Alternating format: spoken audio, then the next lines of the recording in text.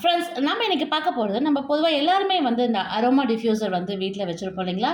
So இதுக்கு வந்து இனிமேல் எசென்ஷியல் ஆயில்ஸ்லாம் வாங்கி தான் பயன்படுத்தணும் இல்லை, நம்ம வீட்டில் இருக்கக்கூடிய பூஜைக்கு பயன்படுத்தக்கூடிய பொருளையுமே அழகாக நம்ம இதில் போட்டு யூஸ் பண்ணலாம். அதுவுமே நல்ல ஒரு வாசனையாக இருக்கும். ஸோ அதை தான் நம்ம இன்றைக்கி பார்க்க போகிறோம். ஸோ இப்போ நான் வந்து பார்த்திங்கன்னா இது வாங்கி ரொம்ப நாள் ஆச்சு. பட் நான் வந்து இப்போ கற்பூர தீபம் நம்ம பயன்படுத்துறதுனால இதை நான் பெரும்பாலும் யூஸ் பண்ணுறதில்ல. பட் இதுவுமே வந்து நீங்கள் யூஸ் பண்ணலாம் தாராளமாக. ஸோ இது பயன்படுத்துறது எல்லாருக்குமே தெரிஞ்ச ஒரு விஷயம் தான். நம்ம மேலே வந்து தண்ணி வந்து நம்ம ஃபில் பண்ணிக்கலாம். ஸோ கற்பூர தீபம் நம்ம பயன்படுத்தும் போது என்னென்னு பார்த்தீங்கன்னா, அதுக்கு மேலே ஒரு பவுல் கொடுத்துருப்பாங்க. அதில் தண்ணியை ஃபில் பண்ணி நம்ம அந்த வாசனை பொருட்கள் எல்லாம் போட்டு வைப்போம். இந்த டிஃப்யூசரை பொறுத்தவரை மேலே பார்த்தீங்கன்னா இங்கே தண்ணியை ஃபில் பண்ணுற மாதிரி கொடுத்துருப்பாங்க. அடுத்து இந்த இடத்துல வந்து நம்ம கேண்டில் வந்து வச்சுக்கலாம்.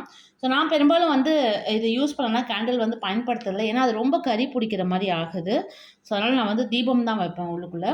அந்த அகல் விளக்கையே வந்து வச்சுக்கலாம்.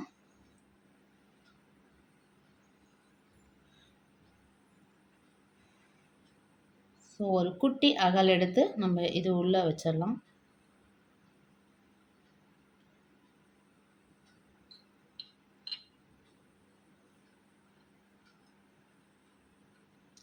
ஸோ நான் ஏன் ஹோல்டர் வச்சுருக்கேன்னு பார்த்தீங்கன்னா, அப்போ தான் அது வந்து சென்டராக எரியும். இப்போ நம்ம அகலோட அந்த எண்டில் நம்ம தீபம் போட்டோம்னா அது வந்து ஹீட் வந்து வெளியே தான் வரும் இல்லைங்களா? ஸோ அதனால் வந்து நான் சென்டராக ஹோல்டரை வச்சுருக்கேன். இப்போது இதில் நம்ம போடக்கூடிய பொருள் பார்த்திங்கன்னா, அஸ் யூஷுவல் நம்ம எப்பயுமே பயன்படுத்துவோம் இல்லைங்களா பூஜைக்கு, கற்பூரம், பச்சை கற்பூரம்.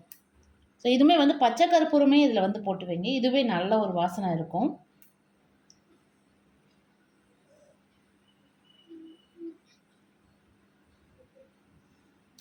ஸோ கற்பூர தீபம் இல்லாதவங்க, இல்லை சரி அதை வாங்க முடியலன்னு நினைக்கிறவங்க தாராளமாக இது போல் டிஃப்யூசர் வந்து நீங்கள் அழகாக பயன்படுத்திக்கலாம்.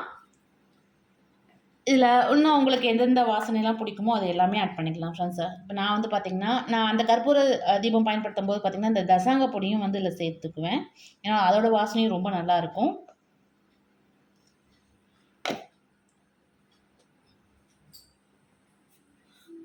அடுத்து இதுலேயே பார்த்திங்கன்னா ஒரு ஒரு 2 கிராம்பு வந்து சேர்த்துக்கோங்க ஃப்ரெண்ட்ஸ்.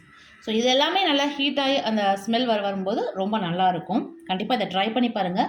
ஸோ இதை தவிர இன்னும் வேறு என்ன பொருட்கள்லாம் பயன்படுத்தலாம் அப்படிங்கிறதும், ஸோ நீங்கள் வேறு ஏதாவது ட்ரை பண்ணியிருந்தால் அதையும் கமெண்ட்டில் சொல்லுங்கள். ஸோ இது போல் அழகாக நம்ம டிஃப்யூஸரில் போட்டு வைக்கும்போது நம்ம லிவிங் ரூமில் இல்லை பெட்ரூமில் இங்கெல்லாம் வைக்கிறதுக்கு ரொம்ப நல்லாயிருக்கும்.